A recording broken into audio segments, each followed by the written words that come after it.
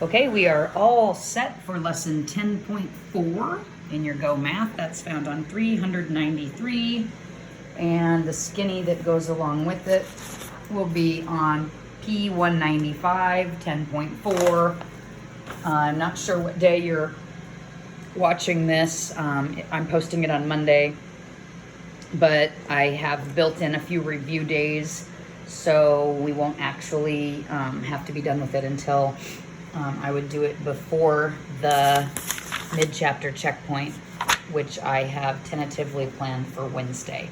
So basically we're talking about quadrilaterals today, and our end game or our learning goal is that we can sort and classify quadrilaterals because there are different names for quadrilaterals. Quad, the most important part, means four, and so quadrilaterals have four sides.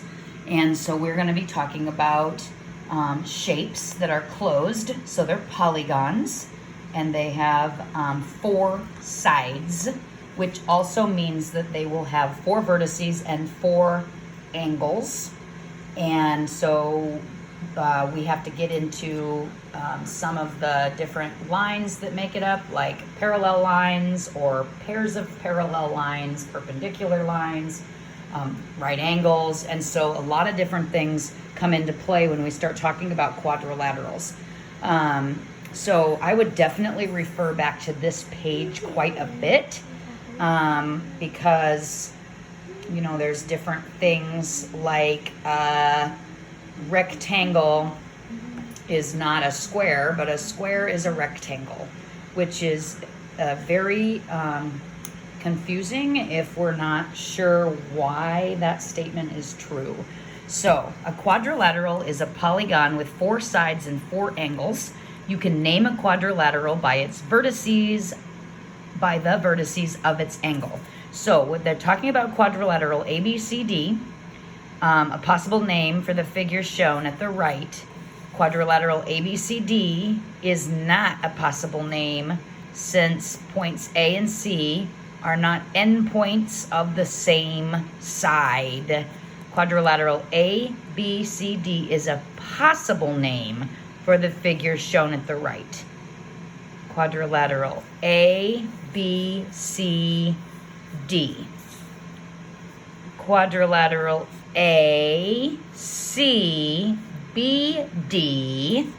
is not a possible name. A and C are not endpoints on the same side. So we had to go A, B, C, D because you had to go around that figure. A to C was across that figure, and so therefore you cannot name it that.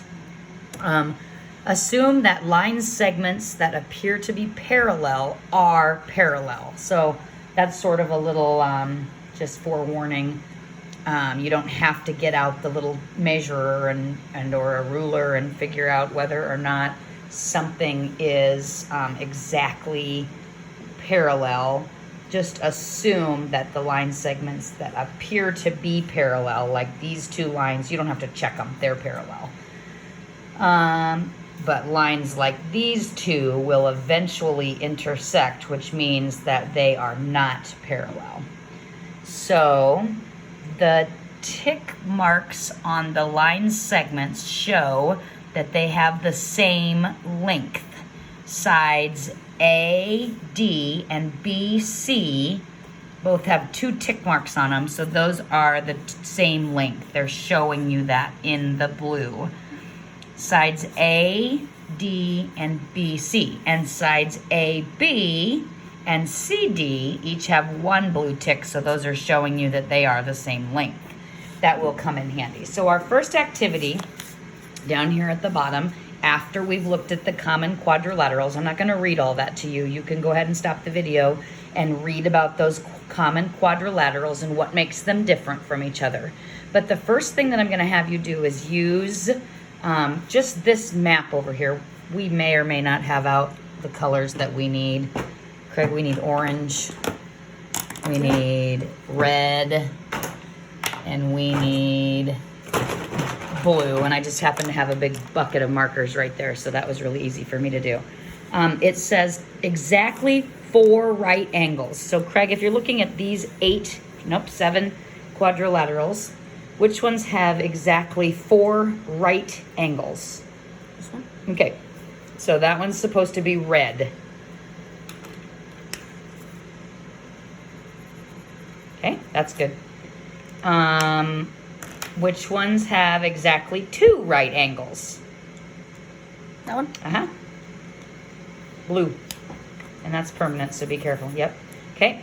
And then orange has exactly 1 right angle. Okay. And those right angles are important when we are naming our quadrilaterals. So that's really all you need for that, is to notice that these aren't right angles, these corners.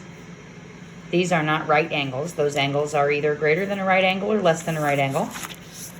Now, activity number 2 says to write the names of the quadrilaterals in the Venn diagram. Remember, you cannot name this E, G, F, H. You can't cut across. It has to go around in order. So we're going to go ahead and have you stop the video and do that naming of those quadrilaterals right now. Craig is a lucky duck because I am just going to have, when you come back to the video, after you pause it here, I'm just going to show you what quadrilaterals are in each. But as you're working, he's also going to be thinking about that.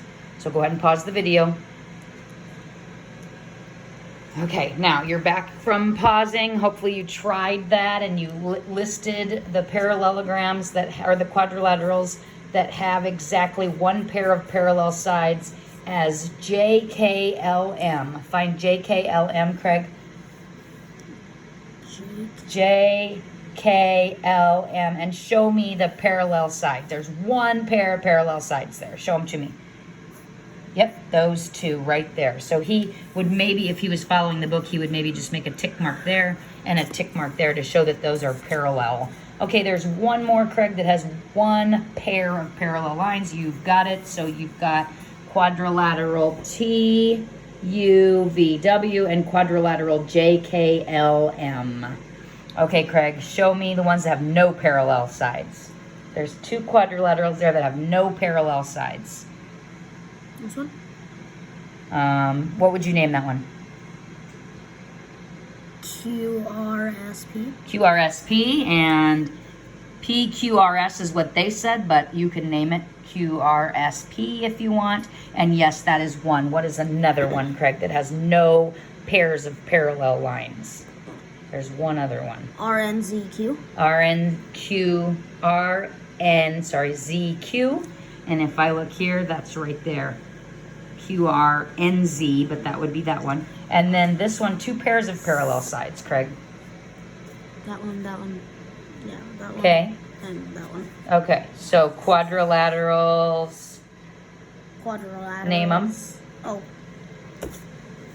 A, B, C, D. Okay, and? E, F, G, H. Good, so that would be what would fit in there. And they wrote quadrilateral before the letters to show that it is a quadrilateral. Okay, so go ahead and look down at the bottom, and if you are referring back to this page where it tells you all of those, you are going to be able to classify these 3 with as many ways as you can. So take a second, pause the video, and name these 3 with as many of these names up here as you can. And remember, you should be spelling these correctly because they are written in the directions. So pause the video, try that. Okay, you should have tried it, and here were the answers for the try this A, B, and C. Notice this one has a lot of names, and that's what one of my first statements was. A square is a rectangle, but a rectangle is not a square. A rectangle is not a square because it does not have sides that are the same length. All 4 sides the same length. So that's the difference between those. Okay, so now we are on to the show and share. Greg, tell us how many pairs of parallel sides quadrilateral ABCD has in this case. How many pairs of parallel sides? 2. 2, write it. You are correct. Dos. And how many sides of equal length? 2, 4. 4. They're actually all the same size. And how many right angles there, Craig? 0. All right. So if you're looking back over here, I want you to think about this one right here, this rhombus. A rhombus has 2 pairs of parallel sides and 4 sides of equal length. The difference is it does not have 4 right angles like a square. It's almost like it's kind of been pushed over and it's no longer straight up and down. Maybe over time it aged a little bit. So Craig, would you write on this line, and those of you that are following this video, would you write rhombus, R-H-O-M-B-U-S.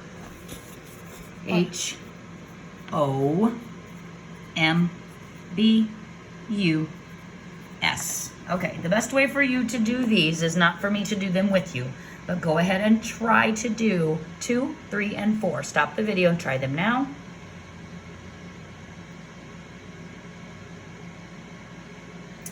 And then you should have, for number 2, you should have just quadrilateral. There are just 4 sides, and it is a closed figure polygon. It does not have any of the other necessary things it needs in order to be a trapezoid, a parallelogram, a rhombus, a square, or a rectangle. So that one's only a quadrilateral. This one, quadrilateral, parallelogram, and rectangle. If you didn't get all of those, look back on page 393 and look at the definitions and see why all 3 of those are the correct answer.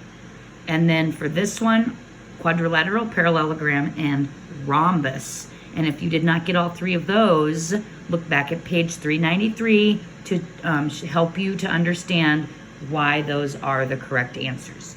Okay, so you are going to be working 5, 6, 7 on 395 in the on your own. Oh goodness, can't turn it.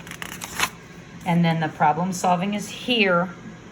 There isn't that much work there, but use your page 393 where those definitions are to help you with lesson 10.4 in your skinny book.